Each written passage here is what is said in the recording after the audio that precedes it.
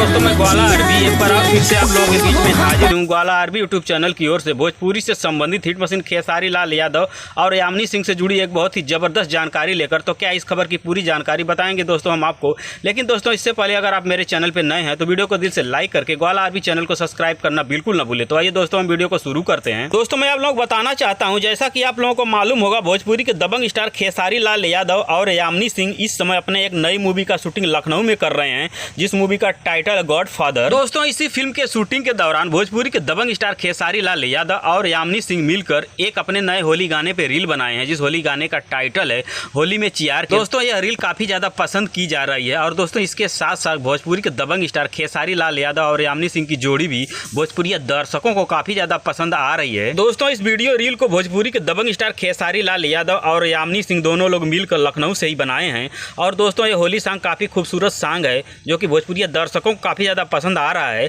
और दोस्तों इस गाने का प्रमोशन भी चल रहा है। और दोस्तों होली में चियार के यह भोजपुरी होली सॉन्ग बहुत ही जबरदस्त और ब्लास्ट सॉन्ग है, इसीलिए भोजपुरी के दबंग स्टार खेसारी लाल यादव और यामिनी सिंह दोनों लोगों ने मिलकर इस गाने पे रील बनाया है, ताकि आप लोग भी इस गाने पर मिलकर अधिक से अधिक रील बनाएं और इस गाने को अधिक से अधिक सुने, ताकि यह गाना बहुत ही जल्द ट्रेंडिंग में पहुंच जाए। तो दोस्तों भोजपुरी के दबंग स्टार खेसारी लाल यादव और यामिनी सिंह की होली की यह रील वीडियो अगर आपको पसंद आई हो तो इस वीडियो को अधिक से अधिक लाइक करें, कमेंट करें, शेयर करें और दोस्तों ग्वाला आरबी चैनल को सब्सक्राइब करें। धन्यवाद दोस्तों।